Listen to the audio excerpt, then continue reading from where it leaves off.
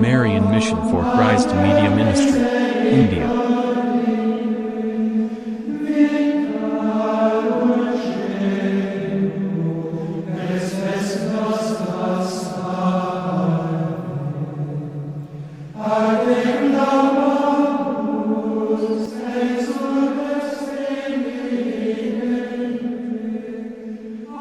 Welcome, dear friends, to Marian Mission for Christ Media Ministry, India once again.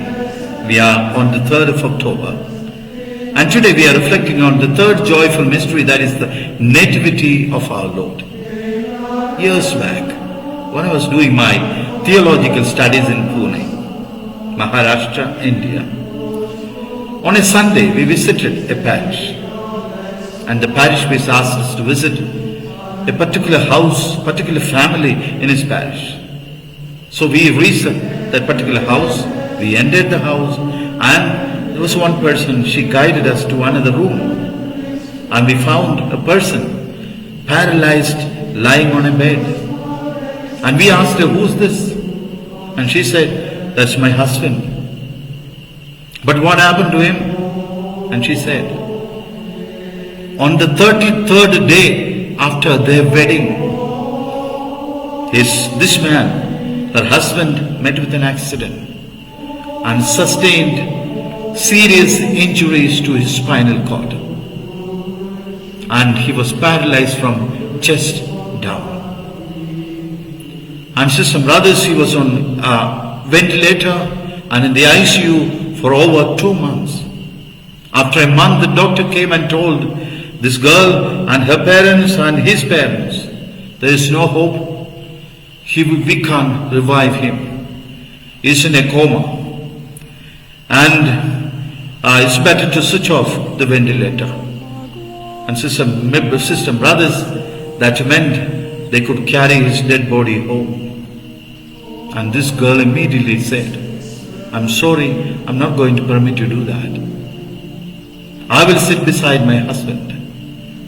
And in that military hospital, she sat beside her husband, looking after him, talking to him every day, hoping that one day he would open his eyes. And surprising all the doctors, this man began to move his eyelids after 2 months. Then one day he opened his eyes. Then he soon started talking a few words, making few noises. And he began to speak few words. They got him discharged, took him home. From then on, she said, "Now it is the 13th year that I'm sitting with my husband." We were surprised. We asked her, "How is that you are able to do it?" Do you know what she said? "Brothers, 13 years back, in the church, in front of the people, in front of the priest, right in front of the altar, during the Holy Eucharist, we held the hands of each other, looked at each other with a smile and said, 'In your health and when you're sick, we promise to each other that we will remain faithful to each other.' It is my time to show that to my husband. I didn't make a false promise to my husband. I never said a lie to my God. I never said a lie to my church. I meant what I said. And that's the reason I sit beside my husband. I love him so much. I know he cannot walk. I know he cannot do anything for me. But he gives me a smile.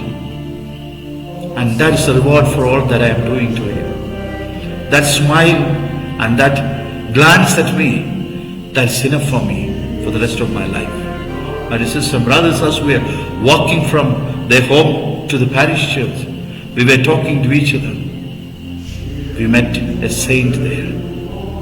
And sisters and brothers, Christmas is all about love. Christmas is all about love. And this is Christmas. Sharing Christ with one another. Allowing the Lord to be born in our hearts. My dear sisters and brothers, it is impossible for a person to love another person without experiencing love themselves. And John chapter 3:16 says, "For God so loved the world that He sent His only Son." He loved you and me so much that He sent His only Son. John chapter 1 verse 14 says, "The Word was made flesh in Jesus." And again, Isaiah chapter 9 verse 2 will tell us like this: "People who lived in darkness have seen a great light, and people who lived in the valley of darkness, on them has dawned a great light." That is Christmas.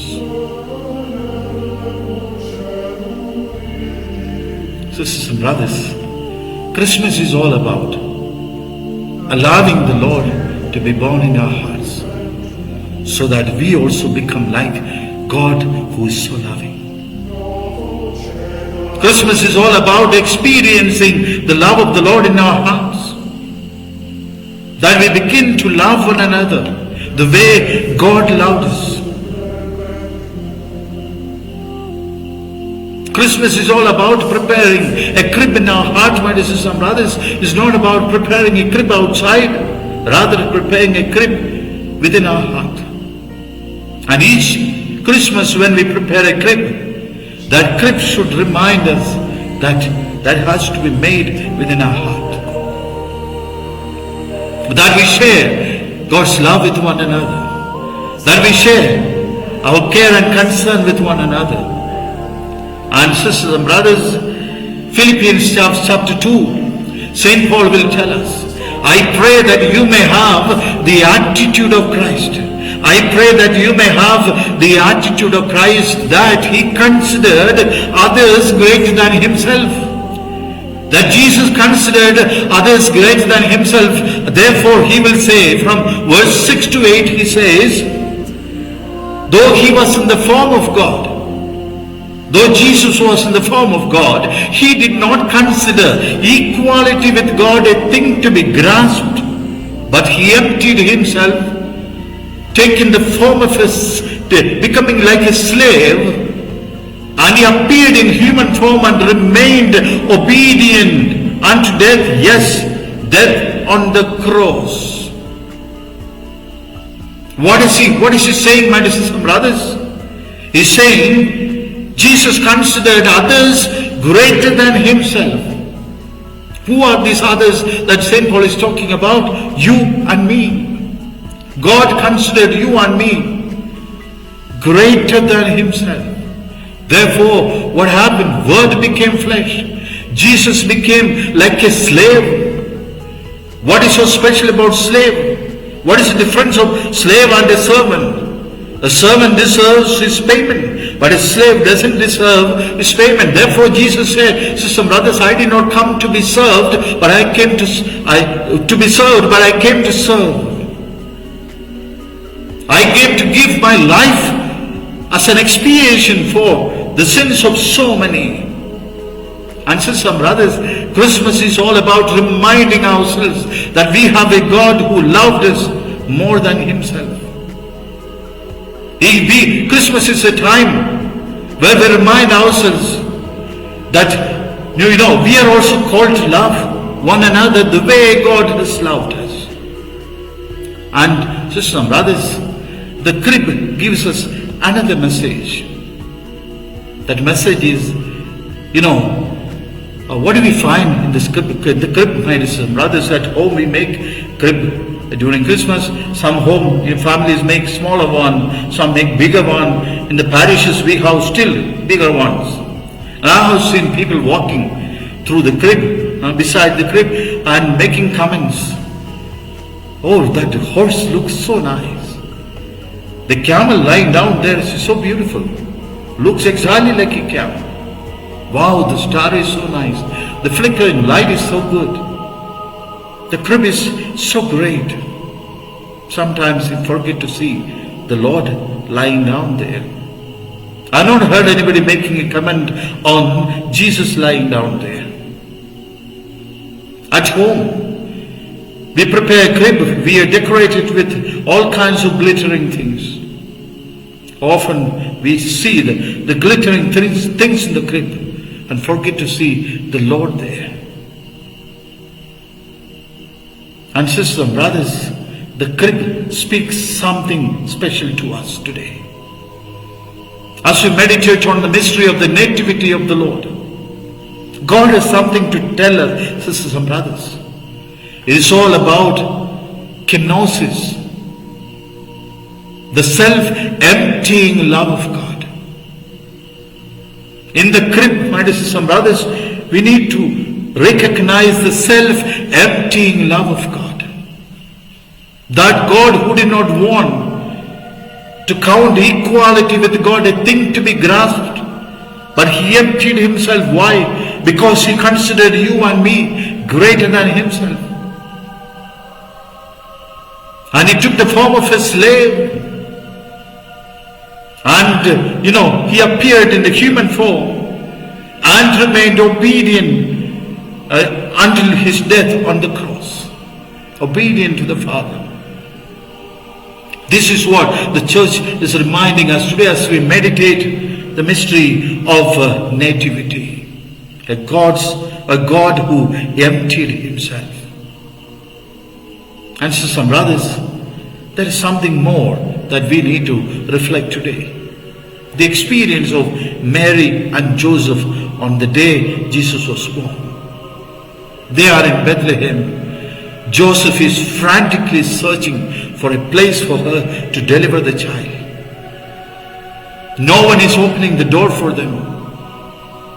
Can you imagine, my sisters and brothers, the struggle that couple went through? The pain that Mary went through. She's looking for a place to deliver her child. And what they are experiencing, rejection. She's experiencing rejection. Everybody is closing their doors right in front of them, asking them to leave the place. And they're searching for a place in the manger, sisters and brothers. What a horrible situation, my dear sisters and brothers. There Mary and Joseph learn to believe that the Lord is born. It is in their suffering, sisters and brothers, both Joseph and Mary perfected their faith. It is in their suffering, the rejection that they experienced, they perfected their faith, my dear sisters and brothers. And Mary grew in her faith. Saint Joseph grew in his faith in their son.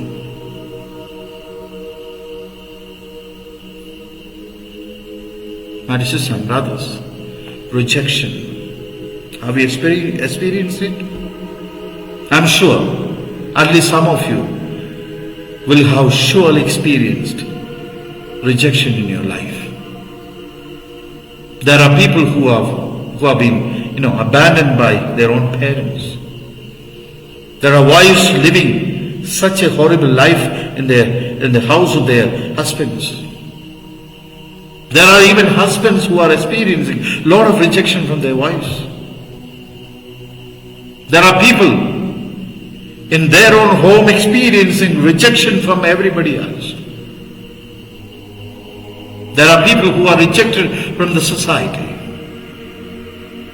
And I will give you 2 examples which I know personally.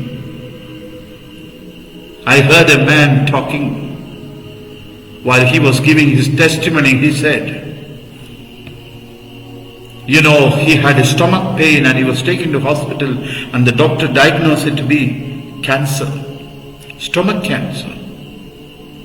And immediately right in the hospital, wife began to cry. Children began to cry. Husband cried. Everybody was crying. Came home, Wife refused to eat food. She was sleepless, during nights, always awake, caring for the husband. Children never played outside because dad is sick.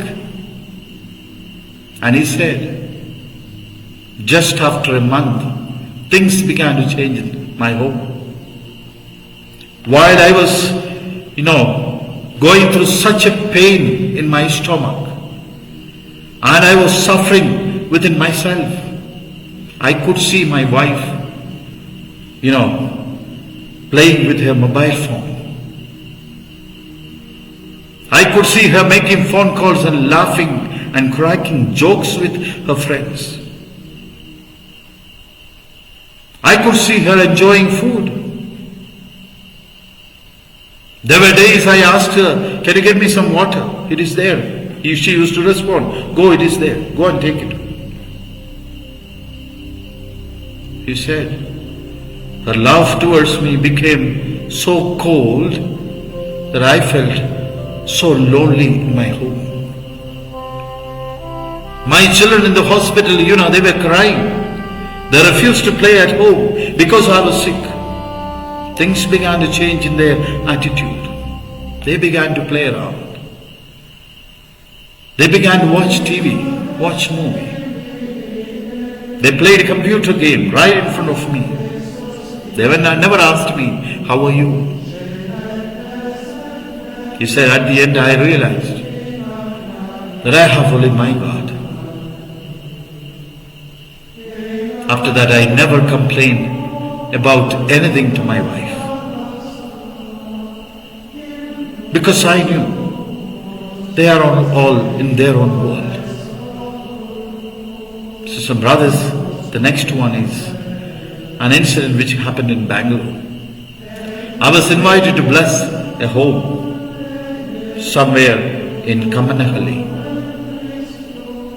And when I went inside the house, it looked, so beautiful. It was decorated like, it's like this Kerala model of house. They had a big boat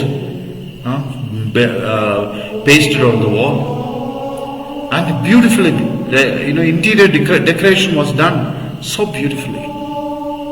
And I asked the man, how did you do it? He said, Father, I didn't do it. I bought it actually from an young couple. They bought this land and they did all this decoration in the room. But Father, soon that boy was diagnosed with, suffering from cancer. You know what happened? From school days onwards, they were loving each other. Almost 7 to 8 years, they were together. As they lived like a couple, though they were not married. Just the day he came to know that he was suffering from cancer, she stopped talking to him. After a week, she packed her bag and told him, I'm sorry, I cannot live with you.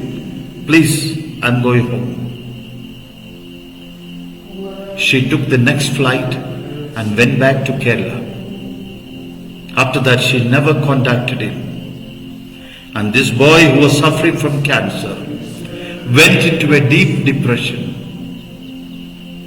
And he sold this house and the land to me. And this man said he went back to Kerala and died after 1 month. Sisters and brothers, rejection comes to us in different ways. And it is only people who have known Christ will truly love the other people. It's only people who have known Christ, experienced Christ, who will become like Christ. And St. Paul prays again for us. He says, I pray that you may have the attitude of Christ. He considered others greater than himself. And that is Christmas, sisters and brothers. That is the message of the crib. And Jesus is the treasure. And St. Paul will tell us in Philippians chapter 3 verse 8, in order to experience Christ, in order to know Christ, in order to win Christ for myself, he says, I consider everything else as mere rubbish. Do you know why? It's only a person who truly know Christ can say, I love you to someone. And Christmas is all about love. Christmas is all about forgiveness. Christmas is all about considering others greater than oneself.